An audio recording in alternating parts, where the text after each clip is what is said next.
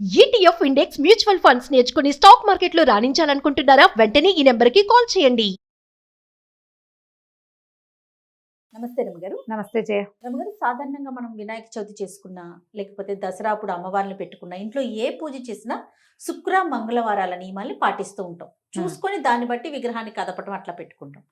మరి పోలేల అమావాస్య రోజు మనము పోలి స్వర్గారోహణ చేయించుతాం కదా, మరి అది శుక్రవారం వస్తే చేయొచ్చా? ఇలాంటి ప్రశ్నలు మన వీడియోల కింద కామెంట్స్ లో చూశానండి నేను. అందుకే మీ ముందు పెడుతూ ఉన్నాను. ఈ పోలి స్వర్గారోహణ అంటే, పోలి స్వర్గారోహణ మనం చేయించలా, ఆవిడకి ఆల్రెడీ స్వర్గారోహణ వెళ్ళిపోయింది. ఇదేంటంటే, ఇది శాస్త్రంలో చెప్పబడిన నియమం ప్రకారం నెల రోజులు మనం కార్తీకాన్ని పాటించాం. రోజు దీపం పెట్టాం. అమావాస్యతోటి కార్తీకం పూర్తయింది. తెల్లవారితే పాడ్యమి మార్గశిరం మొదలు.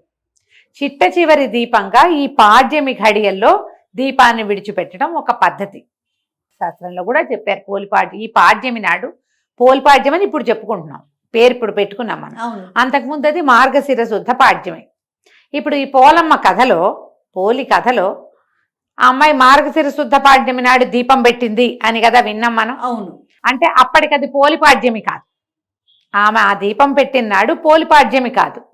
ఆమె మార్గశిరం నాడు నెల రోజుల వ్రతాన్ని పూర్తి చేసి 31వ రోజున దీపం పెడితే ఆమె కోసం దేవదూతలు వచ్చారు, విష్ణు పార్షదులు వచ్చి ఆమెను విమానం ఎక్కించుకుని తీసుకెళ్లారు. ఇప్పుడు మనం పోలమ్మని సాగనంపుతున్నామా, దీపం పెడుతున్నామా? రెండే పాయింట్లు. ఒక ఆన్సర్ చెప్పు టకీమని. దీపం పెడుతున్నాం కదా.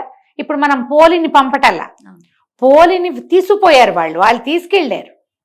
ఈ 31 రోజులు ఆమె ఈ విధి నిర్వహించటం వల్ల ఆమెకి లభించింది స్వర్గారోహణ.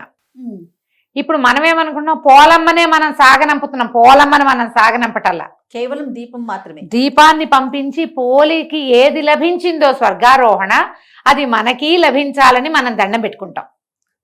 కాబట్టి పోలమ్మని మన ఇంటి ముత్తైదువుగా భావించి, ఆమెను మన ఇంటి ఆడపిల్లగా భావించి ఆమెను సాగనంపటం అనే భావాల్లోకి వచ్చేసారు క్రమంగా. అలాంటిది కాదు, దీపమే. చాలా క్లియర్ గా రమ్మగారు, ఎందుకంటే ఆవిడ్ని వాళ్ళు వచ్చి తీసుకెళ్లారు కదా, క్లియర్ గా ఉంది కదా. పైగా ఇది ప్రాంతీయపు ఆచారం, మనం చేస్తాం, మిగిలిన వాటిలలో చెయ్యరు. మనకి ఇక్కడ అలవాటు. ఇది శుక్రవారం నాడు పోలి ఆడపిల్ల లేదా మన ఇంటి కోడలు, ఆమెను పంపకూడదు లాంటి భావాల్లోకి వెళ్ళబోకండి. ఇది ఇక్కడ ముఖ్యం ఏంటి, పాడ్యమి ముఖ్యం. కార్తీక అమావాస్య వెళ్ళి మార్గశిర పాడ్యమి రావటం అంతే. అది ఏ రోజైనా కానివ్వండి, ఈ పాడ్యమి ఘడియల్లో మనం తెల్లవారుజామునే దీపాలు నీటిలో వదిలిపెట్టి, ఇక నీటిలో దీపం పెట్టేది లేదా వాకిట్లో దీపం పెట్టేదానికి స్వస్తి అని ఆపుకున్నట్టే. ఇందులో వేరే పుస్తకాలు వెతకక్కర్లా, చిన్న లాజిక్ ఆలోచించండి. నేను లాజికే చెప్తున్నా. మనం శుక్రవారం కాదని శనివారం పెట్టామనుకోండి, మార్గశిర మాసపు 2వ రోజు మార్గశిర శుద్ధ విధి అయిపోతుంది. ఎందుకు ఆ పని? అది కాదుగా చెప్పబడింది. అమావాస్య వెళ్ళింది, పాడ్యం వచ్చింది, దీపం అంతే. దానికి మన తిథి నియమమే గాని వార నియమం లేదు, ఒకటి. రెండోది, పోలమ్మని ఆవిడే వెళ్ళింది కానీ మనం పంపలేదు. కాబట్టి ఏమీ ఆలోచించకండి, పొద్దున్నే దీపాలని వదిలిపెట్టి దండం పెట్టుకోండి. కార్తీక మాసాన్ని పంపిస్తున్నాం మనం, అంతే.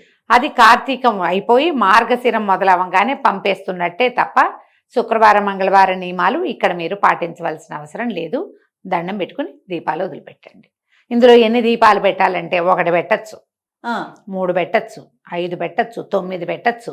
మీరు నీళ్లలో వదలగలిగే మీకు ఎంత అవకాశం ఉంటే అంత.